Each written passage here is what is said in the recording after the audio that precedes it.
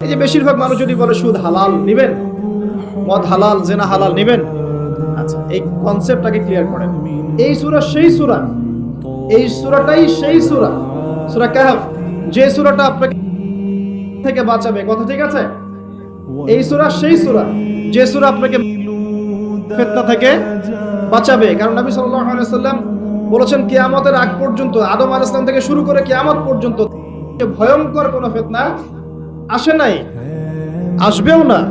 আর যে ব্যক্তি সূরা কাহফের 10 আয়াত মুখস্থ করবে, প্রথম 10 আয়াত বা শেষের 10 আয়াত, দুইটাই আছে বর্ণনায়, আপনি 20টাই করেন, তার জীবদ্দশায় যদি প্রকাশ করে আল্লাহ পাক তাকে ফিতনা থেকে বাঁচিয়ে রাখবে। কোন সূরা আপনাকে বাঁচালো?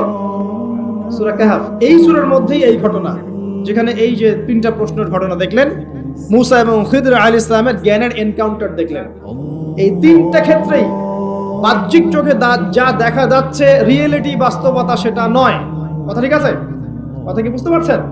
বাহ্যিক চোখ দিয়ে যা দেখা যাচ্ছে রিয়েলিটি, বাস্তবতা সেটা নয়। ঠিক যুগটাও এরকমই হবে। বাইরের চোখে যা যা দেখবেন সবই ফেক, রিয়েলিটি, বাস্তবতার সাথে এদের কোনো সম্পর্ক নাই। যুগে আপনি দেখবেন ইকোনমিক প্রোগ্রেস প্রোগ্রেস প্রোগ্রেস, ভিতরে সুদ দিয়ে মানুষকে ধসিয়ে দেওয়া হবে, হচ্ছে না? এখন দেখবেন হাইলি কনস্ট্রাক্টেড বিল্ডিংস, উঁচু উঁচু বিল্ডিংস এর একদম প্রতিযোগিতা, কি প্রোগ্রেস। কিন্তু এখানে দেখবেন